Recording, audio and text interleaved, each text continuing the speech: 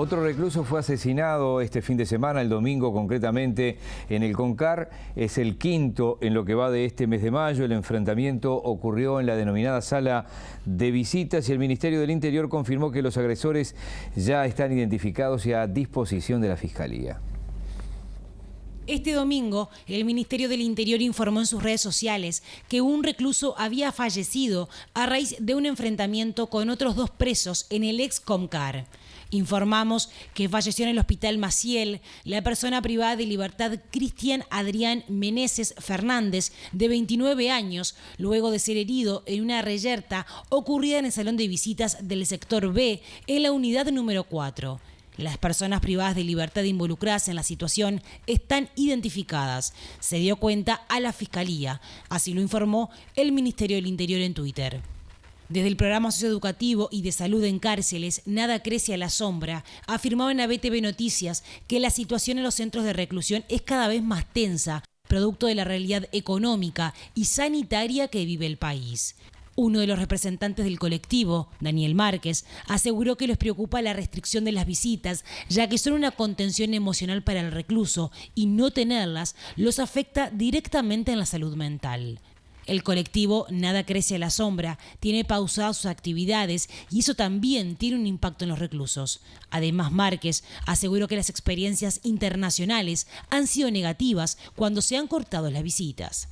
Recordemos que en el último informe anual del 2019, elaborado por el Comisionado Parlamentario para el Sistema Penitenciario, Juan Miguel Petit, constataba que en las cárceles hubo 31 muertes violentas y entre ellas se contabilizaron 20 homicidios.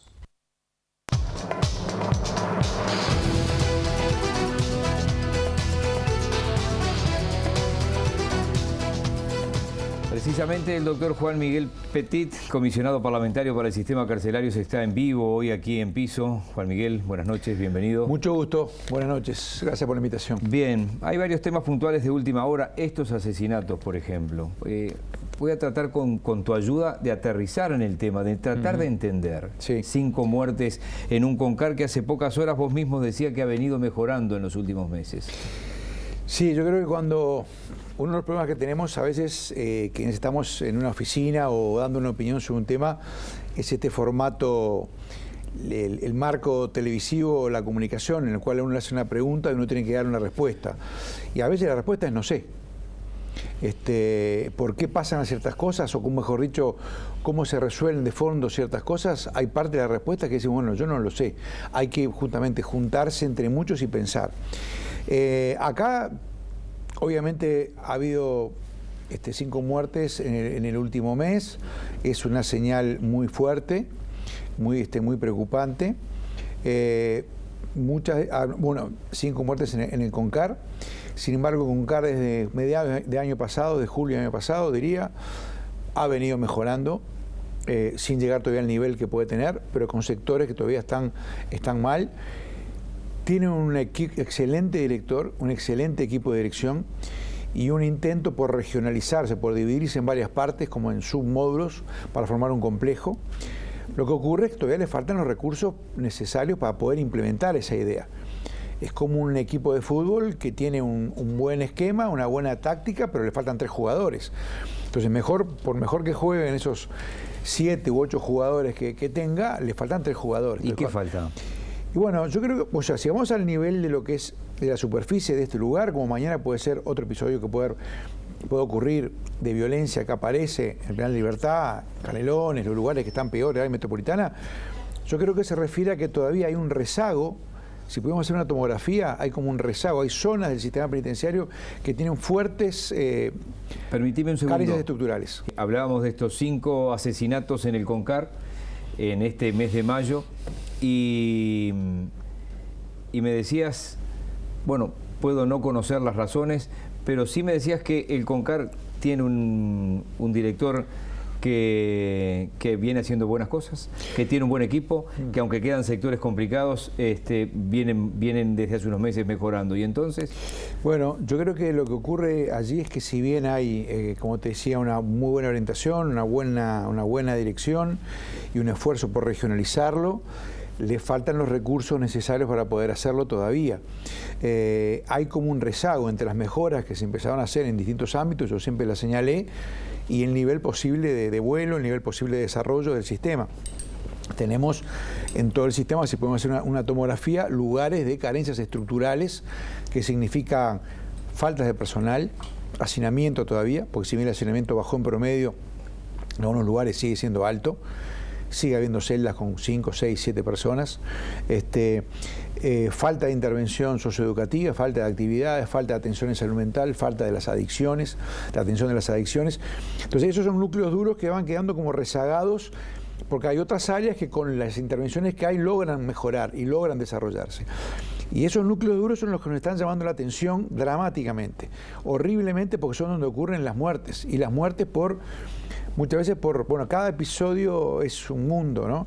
Pero muchas veces son por temas baladíes, por temas banales del momento. Sí, pero el y uno dice, pues, claro, ¿por qué se llega a este grado de violencia por una discusión? Por un celular, por una cebadura de mate, por una tontería. Bueno, hay una violencia acumulada y casos no tratados durante mucho tiempo, que explotan de golpe. Amén de otros factores que allí pueden estar influyendo, la salud mental, las adicciones, etc. Bueno, ese núcleo duro nos dice que hay una intervención estratégica que hay que hacer.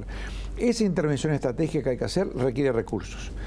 Y esos recursos no van a estar si no hay un acuerdo, me parece a mí, un consenso sobre cuál es la hoja de ruta del sistema carcelario. Y allí, yo la expectativa que tengo es que desde el Parlamento, la Comisión de Seguimiento Carcelario y otras comisiones puedan jugar un rol importante. ¿Ya lo planteó eso? Bueno, vengo recién de reunión con la Presidenta de la Asamblea General, Beatriz Argimón, me informó que en breve va a estar instalando la Comisión de Seguimiento Carcelario y coincidimos que el Parlamento es un ámbito para trazar acuerdos, trazar líneas de política pública, al margen de todo lo que hacemos nosotros con nuestro diálogo constante con las contrapartes. Yo dialogo permanentemente con el Ministerio del Interior, Instituto Nacional de Rehabilitación, con ACE, con los demás ministerios. Estoy haciendo la recorrida que hice ya en el 2016, 2015, con el informe anual, con el MIDES, con el INAU, con el sistema educativo. El viernes voy a ver al presidente del CODICEN, ya estuve con el presidente del INAU, con el Ministro de Trabajo, tratando de generar puentes en lo que es nuestra tarea. Y cuando hablas de hacinamiento, la cárcel de Punta de Rieles, la PPP, que bueno, no era de las recomendadas, el mundo va hacia otro, pero 2.500 plazas, ¿están llenas? Están, bueno, son menos, son 1.900 y hay menos, hay unos 1.500 y pico. Hay 2 módulos que están, uno destruido totalmente y otro parcialmente destruido. ¿Cómo? Es una cárcel que tiene... ¿Pero cómo destruido? Y ha tenido problemas de roturas, vandalizaciones. O sea que la nueva cárcel PPP tiene un módulo totalmente destruido y uno semidestruido. Sí. Y hay todo un tema allí administrativo complejo por su naturaleza público-privado, en la cual... según el tipo de rotura, si fue por un problema de funcionamiento, si fue vandalizado, corresponde al Estado, corresponde a la empresa arreglarlo. O sea que allí es un tema más complejo, largo también, pero bueno, allí eso está planteado. ¿Cómo se vandaliza? ¿A mano, a cabezazo? Estoy haciendo una ironía. No, bueno. Una cárcel inaugurada hace poco tiempo. A ver, el problema no están los materiales. No hay materiales irrompibles, no hay materiales invandalizables. El tema es la convivencia que se genera, cómo se estructura una convivencia, cómo se estructura el diseño de una cárcel. Y yo creo que en Uruguay nos faltaba hace algunos años acumulación, evidencia, información, acumulación científica. Los logros de un país y sus carencias son el resultado de múltiples instituciones y no es de un día para el otro, no es de una administración, es de un conjunto de actores y me incluyo. Y bueno, las cárceles y las avenidas y los edificios y las políticas públicas que tenemos son las que nos damos entre todos. A veces hay hechos que nos permiten con lucidez crecer y ver problemas con nitidez. Yo creo que recién ahora, después de muchos años, empezamos a ver que no hay seguridad pública sin un sistema penitenciario eficiente, que no es posible bajar los delitos en la calle si no tenemos un sistema penitenciario del siglo XXI. Que lo que pasa en la cárcel no es una violencia que está allá lejos, si se puede decir, bueno, lo que se quiera decir, sino que es una violencia que nos va a pegar a nosotros, que nos pega a nosotros después en las calles. Por lo tanto, el desafío de la hora es, por supuesto, analizar el episodio concreto, ver las medidas específicas que se pueden tomar. Algunas son cosas prácticas.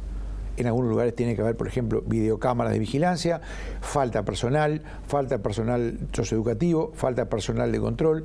Yo creo que debe existir, por ejemplo, una fiscalía penitenciaria especializada, así como hay fiscalías del crimen organizado, de delitos complejos, etcétera. Bueno, tiene que haber una fiscalía penitenciaria, porque hay un mundo allí donde ocurren muchas irregularidades, muchas transgresiones. ¿Y la Republicana qué función cumple cuando se hizo cargo? ¿De qué se hizo cargo? No, la Republicana fundamentalmente está en la unidad número 1, en Punta Rieles. Después tiene una presencia en los controles del ingreso de las visitas, del personal y de los funcionarios en varias unidades, en Concar, Penal de Libertad, pero básicamente el único lugar donde está un poco más adentro de la cárcel es en la unidad 1, donde están las consolas y hacen la noche algunos recorridos. Es todo un tema también, la Republicana. Nosotros el año pasado trabajamos mucho sobre eso. El año pasado tuvimos que hacer 4 denuncias en la Fiscalía por situaciones de utilización, a nuestro juicio, irregular de la fuerza por parte de la Republicana, en donde hubo, a nuestro entender, abusos, porque por hechos menores se procedió a disparar balas de goma o a procedimientos que implicaban una coerción inadecuada. Eso está en la Fiscalía, fueron hechos que ocurrieron el año pasado. Pero es el único lugar donde hay esa convivencia más cercana entre la Republicana y los internos. Pero bueno, yo creo que la salida de estos problemas que son episódicos, ¿no? Lamentablemente, sí. Ahora es insólito, pero Uruguay está hace no muchos años ni siquiera contabilizaba cuánta gente moría en la cárcel. Hace 10 años o un poquito más apenas, mi predecesor, el doctor Garcés, pedía que hubiera maestros en todas las cárceles, que hubiera educación secundaria. O sea, hubo cosas que mejoraron. El país tenía 18 sistemas carcelarios en cada departamento, cada jefatura de policía. Durante décadas. Y es un tema que el país no lo tuvo en la agenda como una prioridad. Yo creo que es difícil de juzgar, porque en realidad, de nuevo, los logros y las carencias son de todos. Es un tema que no estuvo en la agenda. Yo creo que ahora está en la agenda. No es casualidad que en la última campaña electoral, por primera vez, creo yo, el tema apareció en la agenda de los partidos, en los debates, a veces pidiendo más penas, otras veces pidiendo otro tipo de cosas, pero es un tema que está más presente. Hay que discutirlo más, hay que buscar acuerdos. Bueno, recién se hablaba de acuerdos, ¿no? Hay que buscar líneas porque los acuerdos no tienen que ver solamente con los partidos políticos, también tienen que ver con los poderes del Estado, el legislativo, el ejecutivo y el judicial. Hay cosas que sin acuerdo entre los poderes son imposibles. Por ejemplo, la justicia terapéutica, como existen en muchos países, que aquellas personas que cometieron delitos porque son adictos no vayan a una cárcel donde no va a tener tratamiento, que vayan a un centro especializado, a una clínica, a un centro de salud especializado en adicciones donde puedan ser tratados. Eso no es ciencia ficción sueca, eso pasa acá enfrente en Argentina, pasa en Chile, se hace en esos países, pero eso requiere un acuerdo del Poder Ejecutivo, del Legislativo y del Judicial. Las medidas alternativas. Tenemos cerca de 10.000 personas en medidas alternativas, con un seguimiento que todavía es muy débil, muy frágil. O sea que a los 12.000, casi 12.000 presos, hay 10.000 con alternativas. Bueno, y tenemos de nuevo una población penitenciaria que tiende en automático, tiende a crecer. Si le agregamos la crisis socioeconómica que va a generar, está generando la pandemia, y si le agregamos un probable efecto de algunas normas que van a generar o más cárcel o más penas, vamos a un sistema que realmente va a seguir creciendo, que ya tiene problemas grandes, locativos, de personal y de técnicos. O sea, este tema yo creo que hay que incorporarlo al panel de instrumentos y espero que el Parlamento juegue un rol importante en eso, porque es donde se puede discutir, donde se puede intercambiar, donde tiene su espacio la sociedad civil, los sindicatos y las empresas que en la emergencia han mostrado que tienen un rol para jugar. Ha habido empresas y sindicatos. Mañana yo voy a una unidad a acompañar una donación. En pocos días se va a entregar otra donación de la cooperación internacional en el CONCAR. Hemos ido acompañando otros tipos de aportes que han hecho empresas y sindicatos. Bueno, más allá de las donaciones y los aportes, hay una política pública a construir. Y de nuevo, hay muchos ministerios, muchos organismos que tienen mucho para hacer. Ni que hablar de la educación, el Ministerio de Desarrollo Social, la Secretaría de Deportes, las intendencias. Nosotros, en nuestro rol, tratamos de tender puentes y que bueno, las señales se transformen en política pública. Por hoy te tengo que agradecer. Me quedaron dos temas gigantes, que es cómo se está trabajando con el tema del COVID, las visitas, no nos da el tiempo. Hoy está todo lo que se va a aprobar en este proyecto de la ley de urgente consideración y lo que eso puede significar también si aumentan las personas procesadas. Muchísimas gracias por hoy. Muchas gracias. Estoy acá cerca a 2 cuadras, así que bueno, el Parlamento queda cerquita de ustedes, así que con mucho gusto. A la orden. Muchísimas gracias, porque los tiempos de un informativo a veces no son los que queremos.